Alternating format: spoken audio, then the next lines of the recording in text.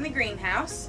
I hate doing videos in the greenhouse in the wintertime because it's over cluttered, there's plastic up and stuff. It's Indiana. This Sunday it's supposed to be -6.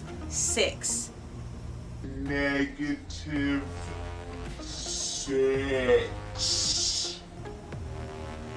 Anyways, so I wanted to do a video today about one of my favorite plants in the greenhouse, but also one of my hardest plants in the greenhouse. I see lots of people make posts and stuff of their most beautiful plants and not so much the plants that they struggle with. And so I wanted to let you guys know about the plant that I struggle with the most. This beautiful baby right here. Look at this beautiful baby. This is my pride and joy. This is a Philodendron Squamicaule, also called Serpens type. It is not a Serpens, if you can see the red right in here, and the fuzzy sinus right here. Serpens do not have this fuzzy sinus, and they also do not have the red stems and petioles. Squamicaule does. So this is a Squamicaule, not a Serpens. This plant, she grows magnificently. This leaf right here is the newest leaf just put out. She's beautiful. It's a great healthy leaf. But if you can see down here, you can see this one. I've cut 3 leaves off. This one, see the yellowing start here? A little bit of yellowing here. What I have found with this plant is that it likes high humidity, and I'm talking 75 and up high humidity, and it likes low temperatures, which makes it a little bit harder in the greenhouse because 90% of my plants like above 70. This baby does not. This baby is happiest right now when the average daytime temperature in the greenhouse is around 65 degrees Fahrenheit. I really think that she would maybe be happier if I could let it get a little cooler than that, but some of the other plants will not do well if I let it get cooler than that, so it's sort of splitting the difference.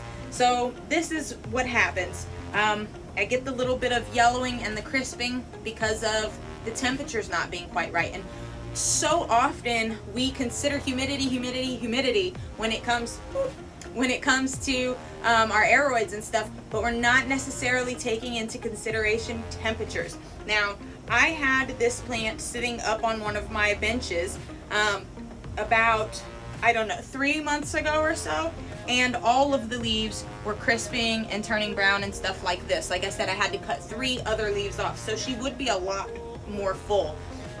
It was just getting so bad, and I could not figure out roots were healthy, no bugs, could not figure out what was going on with this plant for the life of me. Somebody asked me about my temperature, and I put it together. I decided I'd move her lower onto the floor over by this growing living wall, so that we could test the theory. The temperatures are a little bit lower by comparison to higher up on the bench. Also, her leaves were staying quite light. They were staying about this color, maybe even a little bit lighter. And that is really indicative of too much light. For a lot of darker leaved species, if you are seeing that the leaves are a lot lighter than they ought to be, it's generally because they have too much light. So moved her down. Look at how nice and dark and beautiful that leaf is. This is what this species is supposed to look like. This is what the leaves are supposed to look like. So far so good. We've got minimal yellowing and stuff, which is great. However, I worry the higher she climbs, the warmer the temperatures, the more she's gonna act up. So I'm not sure. I've been considering doing some air layering and cutting her, but my goodness, she is just such a beautiful, beautiful specimen of a plant, and I really don't want to cut her. But what can I do, you know? So I've been considering trying to figure out what I'm going to do in the summertime. The temperatures get a little bit warmer in the summertime in the greenhouse. I do have a cooling system, and I intend to probably place her right near the cooling system in the summertime to try to give her the coolest temperature possible. Hopefully that'll work. But this is my beauty. This is my pain. She brings me joy by spitting out a new leaf once. I mean, this is a prolific growing plant. She spits out a new leaf probably once every other month or more.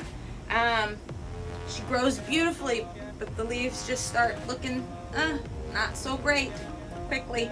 So fingers crossed that, you know, I can keep it to minimal